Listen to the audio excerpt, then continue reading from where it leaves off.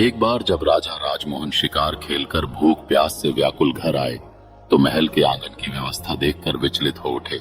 किसी बच्चे ने मल त्याग किया हुआ है तो किसी का नाक बह रहा है। यह सब देख वह अपनी भाभी से बोले, क्या आप में थोड़ा सा भी सलीका नहीं है? यह महल का आंगन कम और पशुओं का बाड़ा ज्यादा दिख रहा है। किसी बच्चे ने मल त्याग किया हुआ है तो किसी का नाक बह रहा है। कोई यह सब देख के कैसे भोजन ग्रहण करेगा? तब उसकी भाभी उसे ताना देते हुए बोली, देखूंगी तुमको भी, तुम कौन सी सर्वगुण संपन्न रानी कांचन को ब्याह कर लाओगे। भाभी के बोल राजमोहन के हृदय में तीर की तरह लगे। वो तैश में आते हुए अपनी भाभी को बोले, अब तो रानी कांचन दे को ही ब्याह कर यहाँ लाऊंगा। इतना कह राजमोहन बिना भोजन ग्रहण किए हुए ही वापस मुड़ गया और चल पड़ा। रानी कांचन दे के राज्य की तरफ राजमोहन रानी कांचन दे की इस बात से भली भांति परिचित थे कि रानी कांचन दे अप्सराओं से भी सुंदर, विदुषी और सर्वगुण संपन्न स्त्री है। बड़े से बड़े राजा, महाराजा, चक्रवर्ती, सम्राट तक उससे विवाह करना चाहते थे, किंतु रानी अबोल्त की शर्त थी कि जो कोई भी उसकी चुप्पी को तोड़कर रात के 4 पहरों में उसको 4 बार बुलवा देगा, वह उसी के साथ विवाह करेगी। जो भी राजा या राजकुमार ऐसा करने में असमर्थ होता, उसे रानी की कैद में रहने की सजा हो जाती। अब तक कोई भी राजा या राजकुमार 4 बार तो क्या 1 बार भी रानी को नहीं बुलवा सके थे। 111 राजा व राजकुमार रानी को बुलवाने का यह असफल प्रयास कर चुके थे, जो अब उनकी कैद में पड़े थे। रानी अबोलद ने अपने महल के सामने एक बड़ा ढोल रखवा रखा था।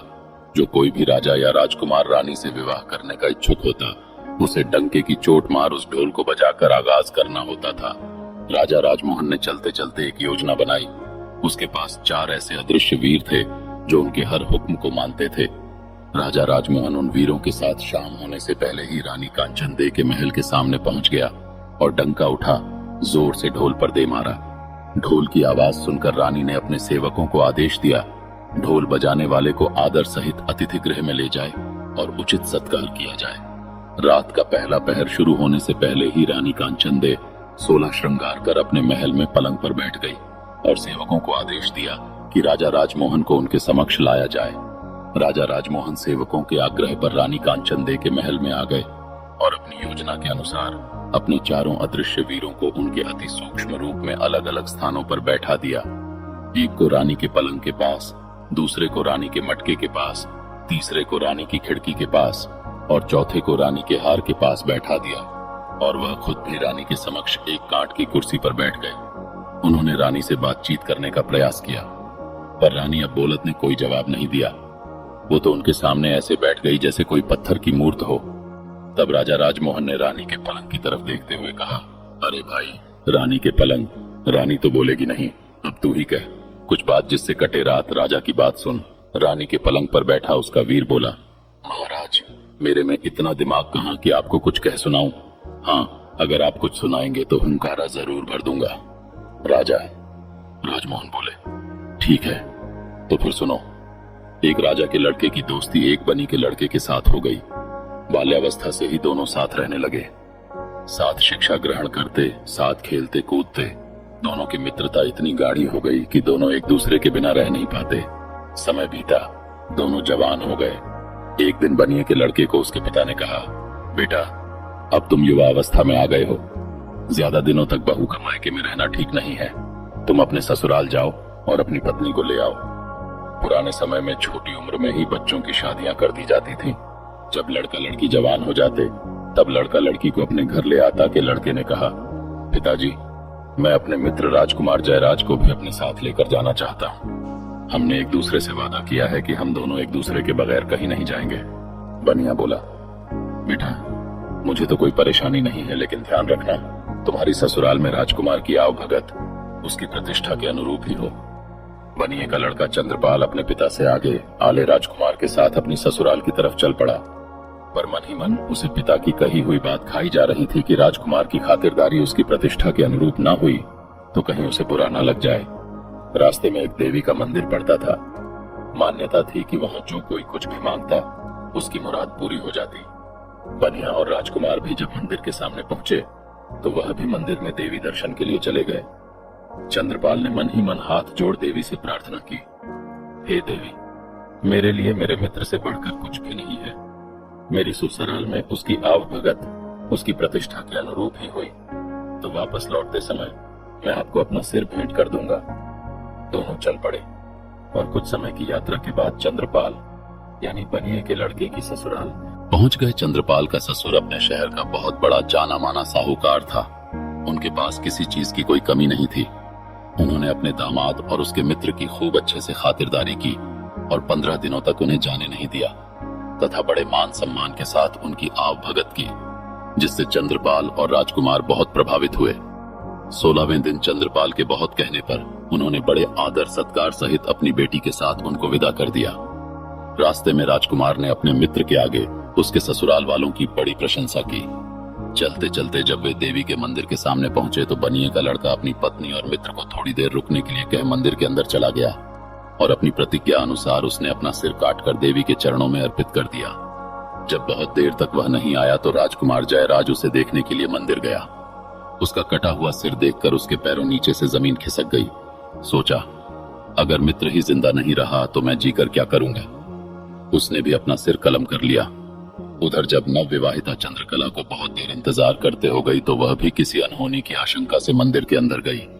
जब उसने वहां का नजारा देखा तो उसके होश उड़ गए। उसकी जोरदार चीख से वातावरण दहल उठा। रोते हुए वह देवी के सामने बोली, हे माँ, ये क्या अनर्थ हो गया। अपने पति के बिना मैं ससुराल जाकर क्या करूंगी। सब मुझे ही अभागन कह मेरे ऊपर लांछन लगाएंगे। अब मेरे जीने का भी कोई मतलब नहीं रह गया। जैसे ही उसने तलवार उठाई तभी देवी माँ प्रकट हुई और उसका हाथ पकड़ते हुए उसे ऐसा ऐसा करने से रोक दिया। तब चंद्रकला बोली, हे देवी माँ, मेरे पति और उनके मित्र की बलि तो आप ले ही चुकी हो। इन दोनों को तो आपने अपना बलिदान देने से नहीं रोका, तो अब मुझे क्यों रोक रही हो। मेरी भी बलि ले लीजिए। और वैसे भी मैं अपने पति के बगैर जीकर करूंगी भी क्या। देवी माँ बोली, मैं तुम्हारे पति की भक्ति राजकुमार जयराज की दोस्ती और तुम्हारी अपने पति के प्रति निष्ठा और प्रेम देखकर बहुत प्रश्न हूँ। इसलिए मैं तुम्हारे पति और राजकुमार दोनों को जीवन दान देना चाहती हूँ। तुम ऐसा करो, दोनों के शीश उनके धड़ के ऊपर ज्यों के त्यों रख दो। मैं उन्हें पुनर्जीवित कर दूंगी। चंद्रकला ने जल्दी जल्दी से उन दोनों के सिर उठाए और उनके धड़ के ऊपर रख दिए। देवी माँ ने अपना हाथ उठाकर एक दिव्य प्रकाश की किरण छोड़ी और दोनों जीवित हो गए। उनको जीवित करने के बाद देवी माँ अंतर ध्यान हो गई, लेकिन जल्दबाजी में चंद्रकला से एक गड़बड़ हो गई। उसने अपने पति का सिर राजकुमार के धड़ के ऊपर रख दिया और राजकुमार का सिर उसके पति के धड़ पर राजा राजमोहन रानी के पलंग से बोले, रानी के पलंग बताओ, अब चंद्रकला किसकी पत्नी हुई। बनिए के लड़के चंद्रपाल के धड़ वाले की या फिर उसके शीश वाले की। रानी का पलंग बोला, महाराज, मेरे अंदर इतना दिमाग कहाँ कि मैं आपकी ये गुत्थी सुलझा पाऊं। मैं तो यहाँ पड़ा रहता हूँ। एक तरफ ना कभी रानी मुझे झड़का है ना कभी बिछा है। मेरे ऊपर तो धूल जमी रहती है। ये सुन। रानी कांचंदे गुस्से से बोली, रे पलंग, तेरी ये मजाल। हर रोज तुझे अच्छे से झड़का हूं, हर रोज तेरे ऊपर नई चद्दर बिछा हूं। तू मुझसे तो कभी बात करता नहीं और परदेसियों के साथ तू मेरी झूठी बुराई करता। सुबह होने दे, तेरे 18 टूक न करवाए तो कहना। फिर रानी राजा राजमोहन से बोली, आपके न्याय के बहुत चर्चे सुने हैं, आप ही बताओ चंद्रकला किसकी हुई। तब राजा राजमोहन बोले, हे रानी, चंद्रकला उसके पति के सिर वाले की हुई। रानी के बोलते ही राजा राजमोहन बोले, मार रे ढोलिया, ढोल का डंका रानी कांचंदे। एक बार बोली। ढोल वाले ने तेजी से ढोल पर डंका दे मारा। डंके की आवाज सुन जेल में पड़े। रानी के कैदी भी खुश हो गए, आपस में फुसफुसाने लगे। लगता है आया है कोई मालिक का नेक बंदा, जो रानी अब दौलत को 4 बार बलकर हमें भी इस कैद से आजाद करवा देगा। रानी फिर से एक पत्थर की मूर्त की तरह चुपचाप बैठ गई। राजा राजमोहन रानी के मटके के ऊपर रखे वीर से बोले, भाई, रानी के मटके रात का एक पहर तो रानी के पलंग ने कटवा दिया। अब तुम भी कुछ कह सुनाओ, ऐसे तो ये रात कटेगी नहीं। तब रानी के मटके के ऊपर रखा हुआ वीर बोला, महाराज, मेरे अंदर इतनी बुद्धि कहाँ कि मैं आपको कुछ कह सुनाऊं। हाँ, आप कुछ कहेंगे तो हुंकारा जरूर भर दूंगा। तब राजा राजमोहन बोले, अगर ऐसी बात है तो सुनो। फिर बचपन में साथ खेलने कूदने वाले राजा और साहूकार के पुत्र में बहुत गहरी मित्रता थी। नादान उम्र में दोनों ने एक दूसरे से वादा किया, जिसकी शादी पहले होगी वो अपनी पत्नी को पहली ही रात दूसरे के पास भेजेगा। समय बीता, बात भी पुरानी हो गई, दोनों जवान हो गए।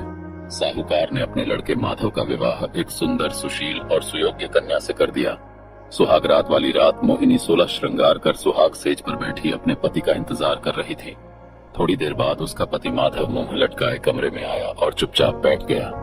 पति को ऐसे मुंह लटकाए देख मोहिनी समझ गई जरूर कुछ बात है। बोली, क्या बात है नाथ? क्या आप मुझसे नाराज हैं? क्या मैं आपको पसंद नहीं हूं? माधव बोला, नहीं प्रिय, ऐसी कोई बात नहीं है। मोहिनी बोली, फिर क्या बात है? क्या मेरे घर वालों ने लेन देन में कुछ कमी छोड़ दी या आपके परिवार वालों की अच्छे से आवभगत नहीं की? माधव बोला, नहीं नहीं, वो बात भी नहीं है। नवविवाहिता मोहिनी बोली, फिर ऐसी क्या बात है जो आप मुझे बताने में झिझक रहे हैं? मैंने आपसे विवाह किया है, मैं आपकी अर्धांगिनी हूँ। आपका सुख दुख अब मेरा भी है, इसीलिए आप मुझे अपने हम की बात बता सकते हैं। सकुचा हुए माधव धीरे से बोला, लड़कपन की नादानी में मैंने अपने मित्र राजकुंवर हर्षवर्धन को एक वचन दिया था जिसे मैं ना तो तोड़ सकता हूँ और ना ही निभा सकता हूँ। मोहिनी बोली कि ऐसा क्या वचन दिया है आपने? आप मुझे बता सकते हैं? माधव ने कहा कि वचन ही कुछ ऐसा है जिसे मैं तुम्हें बताने में भी झिझक रहा हूँ। मोहिनी बोली कि कैसा भी वचन हो, आप मुझे निसंकोच बताइए, मैं भी आपका वचन निभाने में आपका पूरा साथ दूंगी। यदि इसके लिए मुझे अपनी जान भी देनी पड़े तो मैं हंसते हंसते दे दूंगी। माँ बोला कि हम दोनों मित्रों ने एक दूसरे को वचन दिया था कि जिसकी भी शादी पहले होगी वह अपनी सुहाग रात वाले दिन अपनी पत्नी को अपने मित्र के पास भेजेगा। अब यदि मैं वचन को तोड़ता हूँ तो दोस्त के साथ दगा होगा और निभाता हूँ तो तुम्हारी लाज जाती है जिसको बचाने का मैंने तुम्हें वचन दिया है। मोहिनी सारी बात सुन कुछ देर सोच में पड़ गई, फिर बोली कि हे नाथ, आप किसी बात की चिंता मत कीजिए, आप बस मुझे आज्ञा दीजिए, मैं आपका वचन भी निभा लूंगी और अपना धर्म भी बचा लूंगी। अपनी पत्नी मोहिनी की बात से माधव के मन का बोझ कुछ हल्का का हुआ। उसने मोहिनी को राजकुमार हर्षवर्धन के पास जाने की आज्ञा दे दी। मोहिनी 16 श्रृंगार किए हुए छम छम पायल बजाती राजकुंवर हर्षवर्धन के महल की तरफ चल पड़ी। रास्ते में कुछ चोर घात लगाए बैठे थे। जब उन्होंने गहनों से लदी हुई औरत आती दिखाई दी तो उनकी आंखें चमक उठी। उन्होंने लूटने के इरादे से मोहिनी को रोक लिया और उसे धमकाते हुए बोले, चुपचाप अपने सारे गहने उतार कर हमें दे दो, नहीं तो हम तुम्हारी हत्या करके सारे जेवर ले लेंगे। मोहिनी हाथ जोड़कर बोली, कृपा करके अभी मुझे छोड़ दीजिए भी, मैं किसी बहुत आवश्यक काम से जा रही हूँ जिसके लिए मेरे शरीर पर इन गहनों का होना अत्यंत आवश्यक है। मैं वचन देती हूँ, जब मैं वापस आऊंगी तो खुद तुम्हें ये सारे गहने उतार कर दे दूंगी। आपको दिया हुआ वचन मैं जरूर निभाऊंगी। चोरों ने कुछ सोच विचार कर उसे जाने दिया। मोहिनी जल्दी ही राजकुंवर हर्षवर्धन के महल की सीढ़ियां चढ़ती हुई उसके कक्ष के सामने पहुंच गई। मोहिनी जब अपनी पहली ही रात को किसी दूसरे आदमी के कमरे में जा रही थी, बस उसके मन में यही चल रहा था, कैसे भी करके अपने पति का मान और अपनी लाज दोनों रखे। वो हर्षवर्धन के महल की सीढ़ियां चढ़ते हुए उसके कक्ष में पहुंच गई। राजकुमार हर्षवर्धन अपने कक्ष में अपने पलंग पर गहरी नींद में सो रहा था। मोहिनी ने उसके पैर का अंगूठा मरोड़ कर और उसे उठाते हुए कहा, जागो कुंवरसा, जागो राजकुमार। हर्षवर्धन सकपका कर बैठा हो गया। अपने सामने 16 श्रृंगार किए किसी अप्सरा के समान सुंदर स्त्री को देखकर वह चौंक गया। लगा जैसे कोई सपना देख रहा हो। आंखों को बार बार मला तो देखा, यह सपना नहीं बल्कि हकीकत है। सच में एक सुंदर नार उसके सामने खड़ी है। उसने बड़ी विनम्रता से पूछा, हे देवी, आप कौन हैं और कहां से आई हो? इस तरह रात्रि के इस वक्त मेरे शयन कक्ष में आने का आपका प्रयोजन क्या है? तब मोहिनी ने कहा, मैं आपके मित्र माधव की नवविवाहिता पत्नी मोहिनी हूँ और उनका दिया वचन निभाने आई हूँ। हर्षवर्धन बोला, वचन कैसा वचन? मोहिनी बोली, आपके और आपके मित्र के मध्य लड़कपन में यह तय हुआ था कि जिसकी शादी पहले होगी वह सुहागरात वाले दिन अपनी पत्नी को अपने मित्र के पास भेजेगा। बस उसी वचन को निभाने के लिए आपके मित्र माधव की आज्ञा से मैं यहाँ आपके पास आई हूँ। सब सुन राजकुमार। हर्षवर्धन ने एक बार के लिए तो बिल्कुल सन्न रह गया। जब ध्यान किया तो सब याद कर वह बहुत शर्मिंदा हुआ। उसने हाथ जोड़कर कहा, हे देवी, मुझे माफ कर दीजिए। वो तो हमने नादानी में एक दूसरे से वादा कर दिया था। यह कोई वचन नहीं बल्कि हमारी बचपन की नादानी थी। मेरे मित्र की पत्नी तो मेरी भाभी हुई और भाभी तो माँ या बहन के समान होती है। मैं अपने बचपन की नादानी पर बहुत शर्मिंदा हूँ। मैं आज से ही आपको अपनी धर्म की बहन बनाता हूँ। इतना कहकर राजकुमार हर्षवर्धन ने मोहिनी को चुनरी और हीरे मोतियों से भरा हुआ थाल देकर उसी समय में विदा कर दिया। मोहिनी वापस अपने घर की तरफ चल पड़ी। रास्ते में वही चोर उसका इंतजार कर रहे थे। उसकी पायल की आवाज सुनकर वे रुक गए कि कहीं वह अपने साथ सिपाहियों को तो नहीं लेकर आई है। जब उन्हें इस बात की तसल्ली हो गई कि वह अकेली ही है तो उन्होंने आपस में चर्चा करते हुए कहा, अरे भाई, यह औरत तो सच में अपने वचन की पक्की है। इतने में मोहिनी उनके पास पहुंच गई। उसने राजकुमार हर्षवर्धन को दिया हीरे मोतियों का थाल भी उन्हें देते हुए कहा कि यह भी रख लीजिए, यह भी आपके भाग्य में ही था। रुकिए, मैं अभी अपने सारे गहने उतार कर आपको देती हूँ। इतना कहकर वह अपने गहने उतारने लगी। चोरों के आश्चर्य की सीमा नहीं थी। उन्होंने उसे रोकते हुए कहा, जरा रुको, पहले तुम हमें ये बताओ कि तुम कहाँ गई थी और ये हीरे मोतियों से भरा हुआ थाल तुम्हें कहाँ से मिला। तब मोहिनी ने उनको अपनी पूरी कहानी विस्तार से बताई। सारी बात सुनने के पश्चात चोरों ने हाथ जोड़ते हुए कहा, हे देवी, आप धन्य हैं जो अपनी लाज की चिंता ना करके अपने पति का मान बचाने के लिए इतना बड़ा कदम उठाया। आप जैसी चरित्रवान स्त्री को तो हम भी अपनी बहन बनाना चाहते हैं। क्या आप हम जैसे पापियों को अपने भाई के रूप में स्वीकार करने का सम्मान देंगी? मोहिनी की स्वीकृति मिलने पर चोरों ने उसे हीरे जवाहरात से भरा हुआ थाल वापस कर दिया और साथ में लूटा हुआ धन भी दे दिया तथा सम्मान पूर्वक उसे उसके घर तक पहुंचा दिया। इतनी कहानी कहकर राजा राजमोहन रानी के मटके से बोले, बताओ, रानी के मटके किसका त्याग बड़ा है, चोरों का या राजकुमार हर्षवर्धन का? मटके के ऊपर रखा हुआ वीर बोला, महाराज, मेरे अंदर इतनी बुद्धि कहां कि मैं आपको यह बता सकूं किसका त्याग बड़ा या छोटा है। मैं तो एक साधारण मटका हूं जो ऐसे ही किसी कोने में पड़ा रहता है। ना तो मुझसे कोई पानी पीता है, ना कोई सफाई करता है और ना ही कोई मेरा नीर बदलता है। तो महाराज मुझे माफ करें, मैं आपकी यह पहेली नहीं सुलझा पाऊंगा। मटके की बात सुन। रानी अब बोलत गुस्से से तिलमिला उठी और बोली, रे मटके, तेरी यह मजाल हर रोज तेरी सफाई करूं, हर रोज तेरा नीर बदलूं। तू मुझसे तो कभी बात करता नहीं और परदेसियों के साथ तू मेरी झूठी बुराई करता है। सुबह होने दे तेरे 18 टूक ना करवाए तो कहना। फिर रानी राजा राजमोहन से बोली, आपके तो न्याय के बहुत चर्चे सुने हैं, आप ही बताओ किसका त्याग बड़ा है। राजमोहन बोले, हे रानी राजकुमार, हर्षवर्धन तो एक राजा के पुत्र थे।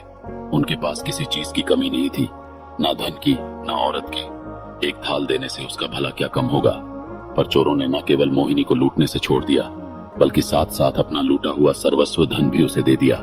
तो चोरों का त्याग राजकुमार हर्षवर्धन से बड़ा था। राजा राजमोहन की बात से पूरी तरह सहमत हो रानी एक बार फिर से सतर्क होकर बैठ गई।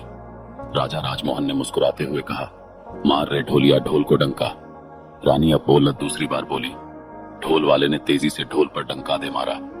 रात के दूसरे पहर में दूसरी बार डंके की आवाज सुन जेल में पड़े रानी के कैदियों की खुशी का कोई ठिकाना नहीं था।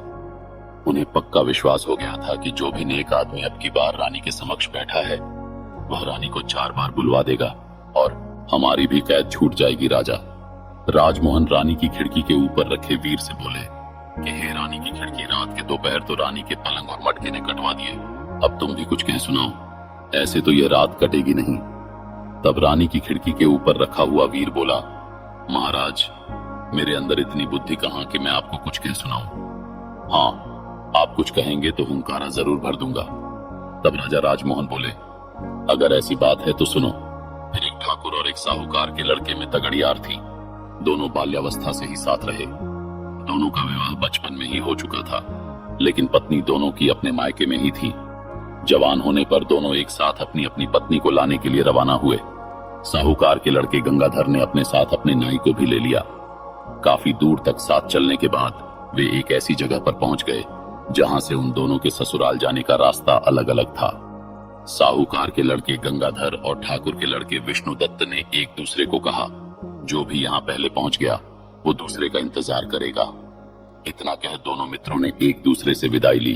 कुछ समय बाद ही गंगाधर अपने नाई के साथ अपनी ससुराल पहुंच गया। ससुराल वालों ने जब दामाद के साथ नाई को भी देखा तो एक बूढ़ी महिला ने बाकियों को सलाह दी कि इस नाई की भी अच्छी खातिरदारी करना। यह जब अपने गांव जाएगा तो हमारी तारीफ करेगा और हमारी बेटी का मान सम्मान बढ़ जाएगा। इसी सोच के साथ उन्होंने अपने दामाद से भी ज्यादा उस नाई के लड़के की खातिरदारी की। खाना खिलाना हो या बिस्तर लगाना हो या फिर पंखा लगाना, हर जगह उन्होंने पहले उस नाई के लड़के की पूछ की। यह बात गंगाधर को खटक गई। उसे अपना वर्चस्व कम होता दिखा तो उसने घर जाने की जल्दी मचा दी। 2-3 दिन के आदर सत्कार के बाद उसके ससुराल वालों ने उन्हें सम्मान पूर्वक घोड़ा गाड़ी देकर उनके साथ अपनी बेटी अंबिका को विदा कर दिया। रास्ते में नाई गंगाधर के ससुराल वालों की तारीफ करते हुए बोले, जा रहा था कि उसके ससुराल वालों ने तो अपने दामाद से भी ज्यादा खातिरदारी मेरी की है। नाई की बातों ने आग में घी का काम किया। पहले से ही गुस्से से भरा पड़ा। गंगाधर उसकी बात से और तुनक गया। उसने अपनी पत्नी और नाई को वहीं रास्ते में छोड़ दिया और खुद अकेला ही अपने घर की तरफ निकल पड़ा। उसकी नवविवाहिता पत्नी अंबिका बेचारी ठगी सी उसे देखती रह गई। गंगाधर के जाने के बाद नाई भी मौका देख अपने गांव की राह पकड़ गया। नवविवाहिता अंबिका पर तो जैसे दुखों का पहाड़ टूट पड़ा। दुखी हृदय के साथ उसने हिम्मत कर वापस घर जाने का फैसला किया और घोड़े गाड़ी को घर की तरफ मोड़ दिया। पर होने को कुछ और ही मंजूर था। वो रास्ता भटक कर किसी अन्य नगर में पहुंच गई। नगर में घुसते ही एक मालिन का घर था। अंबिका ने उसे कुछ धन दिया और कुछ दिनों तक उसके साथ रहने के लिए उसे मना लिया। अंबिका मालिन के साथ उसके घर पर ही रहने लगी। वह मालिन वहां के राजा को फूलों की माला बनाकर पहुंचाया करती। अब अंबिका भी इस काम में उसकी मदद करने लगी। मालिन बगीचे से फूल चुन चुन कर लाती और अंबिका उनसे बहुत ही सुंदर और अलग तरह की मालाएं और गुलदस्ते बना देती, जिन्हें मालिन राजमहल तक पहुंचा देती। एक दिन राजा ने मालिन से पूछा कि आजकल तुम बहुत सुंदर और मनमोहक कारीगरी के गुलदस्ते और मालाएं बना बना लाती हो। इतनी सुंदर कारीगरी तो तुम नहीं कर सकती, तो यह गुलदस्ते और मालाएं कौन बनाता है? मालिन बोली कि महाराज, मेरे घर पर कुछ दिनों से एक स्त्री आकर ठहरी हुई है। वह बहुत ही गुणवान है। वही रोज इतने सुंदर गुलदस्ते और मालाएं बनाती है। मालिन की बात सुन राजा ने मन ही मन सोचा, जो इतनी सुंदर मालाएं और गुलदस्ते बनाती है वह खुद कितनी सुंदर होगी। यह बात मन में आते ही उसके अंदर वासना का खोट पैदा हो गया। 50 साल का वासना से लिप्त राजा मालिन से बोला, तुम अभी अपने घर जाओ और उस स्त्री को मेरे सामने हाजिर करो। मालिन अंबिका के पास गई और उसे राजा भानु प्रताप का हुक्म सुनाया। अंबिका ने यह कहते हुए मना कर दिया कि मेरा राजा के पास क्या काम।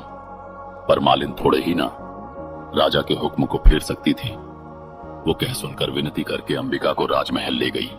जब राजा ने अंबिका के रूप और सौंदर्य को देखा तो वह उस पर मोहित हो गया।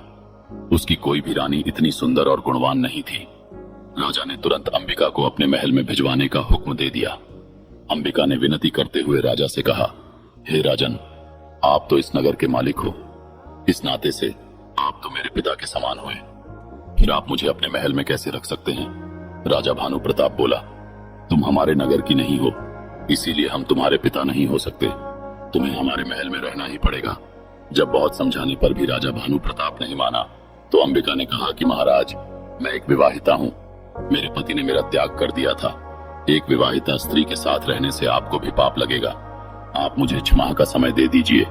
यदि इस बीच मेरा पति मुझे लेने नहीं आया तो मैं अपने आप को अविवाहित ही समझूंगी और आपके महल में आ जाऊंगी। ये सुनकर राजा ने उसे 6 माह का समय दे तो दिया, लेकिन उसे नगर के बाहर एक एकांत महल में नजरबंद कर दिया। अंबिका रोज महल के झरोखे से मार्ग पर देखती रहती कि कभी कोई भूलने से ही उसके मायके या ससुराल से उसोर आ जाए तो वह उसके साथ अपने हाल का संदेश भिजवा सके। उधर ठाकुर विष्णुदत्त अपनी पत्नी के साथ तय की हुई जगह पर अपने दोस्त का इंतजार कर रहा था। जब गंगाधर अपनी पत्नी का परित्याग करके अकेला ही उधर पहुंचा तो उसे अकेले आते देख विष्णुदत्त बोला, अरे मित्र, तुम अकेले कैसे चले आ रहे हो? मेरी भाभी को कहाँ छोड़ा है? तब गंगाधर ने उसे सारा वाक्य कह सुनाया। सब सुन गुस्से से विष्णुदत्त उसे धिक्कार हुए बोला, धिक्कार है मित्र, किसी और के अपराध का दंड तुमने अपनी निर्दोष पत्नी को दे दिया। यदि उसके घर वालों ने तुम्हारे न्याय की खातिर तुमसे ज्यादा कर दी तो इसमें भाभी का क्या दोष था? इतनी सी बात पर क्या कोई अपनी पत्नी को छोड़ देता है? हमें अभी वापस चलकर भाभी को ले आना चाहिए। गंगाधर ने विष्णुदत्त की बात मान ली। विष्णुदत्त ने अपनी पत्नी को पास ही एक गांव में ठहरा दिया और स्वयं गंगाधर के साथ उसकी पत्नी अंबिका को लाने के लिए निकल पड़ा। गंगाधर ने अपने ससुराल में लोगों से पता किया तो उसे मालूम हुआ कि उसकी पत्नी अपने मायके नहीं पहुंची थी। ससुराल में न जाकर वो वहीं से विष्णुदत्त के साथ अंबिका की तलाश में निकल पड़ा। ढूंढते ढूंढते वे दोनों भी उसी नगर में पहुंच गए। अंबिका ने जब महल के झरोखे से उन्हें आते देखा तो तुरंत उसने अपने पति को पहचान लिया और महल के सेवकों से कहकर उन्हें महल में बुला लिया। महल में पहुंचने पर विष्णुदत्त ने अंबिका को अपना परिचय दिया और कहा, भाभी, मेरे मित्र से गुस्से में आपको छोड़ने का अपराध हो गया। वह अपनी करनी पर शर्मिंदा है। अब आप भी बीती बातें भूल जाओ और हमारे साथ अपने घर चलो। गंगाधर ने भी अंबिका से माफी मांगी और चलने के लिए कहा। तब अंबिका ने उन दोनों को अपने साथ घटी सारी बातें विस्तार से बताई और कहा कि पहले हम दोनों को राजा के सामने जाकर उनसे आज्ञा लेनी होगी। वे दोनों राजा के सामने गए। अंबिका ने राजा से कहा कि महाराज, मेरे पति मुझे लेने के लिए आ गए हैं, इसलिए कृपया अब आप हमें जाने की इजाजत दे दीजिए। राजा ने भी अपने वचन का पालन करते हुए अंबिका को अपने पति के साथ जाने की अनुमति दे दी। वे तीनों वहां से निकल पड़े। रास्ते में काशीनाथ ने अपनी पत्नी गौरी को भी अपने साथ ले लिया और सभी अपने नगर में आज सुख से रहने लगे। इतनी कहानी कह राजा राजमोहन ने अपनी खिड़की में बैठे वीर से कहा, हे रानी की खिड़की बताओ, गंगाधर और अंबिका में से कौन ज्यादा महान था? खिड़की में बैठा वीर बोला, हे महाराज, मेरे ऊपर तो पता नहीं कितने सालों की धूल जमी हुई है ना। मेरी कभी सफाई होती ना कभी रंग पुताई। मेरे अंदर इतनी बुद्धि कहाँ कि मैं आपको यह बता सकूं कौन ज्यादा महान है और कौन कम। खिड़की में बैठे वीर की बात सुन रानी अब बोलद एक बार फिर से खुद पर काबू ना कर सकी और तमतमा कर बोली, रे खिड़की, तेरी ये मजाल, हर रोज तेरी सफाई करवाऊं, हर 6 माह में तेरे ऊपर नई रंग पुताई करवाऊं। मेरे साथ तो तूने कभी बात की नहीं और परदेसियों के सामने तू मेरी झूठी बुराई करती।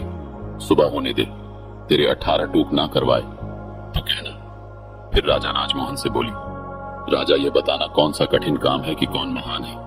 इसमें गंगाधर की तो कोई महानता थी ही नहीं। उसने तो अपनी निर्दोष पत्नी को त्याग दिया था। महानता तो अंबिका की थी। उसके पास रानी बनने का पूरा मौका था, लेकिन फिर भी वह अपने पतिव्रत धर्म पर अडिग रही और उसने अपना धर्म नहीं छोड़ा। ऐसी स्त्री तो महान ही नहीं बल्कि पूजने लायक है। राजा राजमोहन ने शरारती मुस्कान के साथ रानी की तरफ देखते हुए कहा, आपने बिल्कुल सही कहा रानी, मैं तो आपका कायल हो गया। फिर राजा राजमोहन ने ढोल वाले से कहा, मार रे ढोलिया, ढोल को डंका रानियां बोल दे। तीसरी बार बोली। ढोल वाले ने तेजी से ढोल पर डंका दे मारा। तीसरे डंके की आवाज सुन रानी की कैद में पड़े कैदी खुशी से नाचने गाने लगे। उन्हें पूरा यकीन हो चला था कि उनकी आजादी के बीच अब बस एक पहर और है। इधर रानी अब बोलत भी अब की बार पूरी सजग होकर बैठ गई। उसने मन में निश्चय कर लिया कि अब चाहे कुछ भी हो जाए वो चौथी बार नहीं बोलेगी।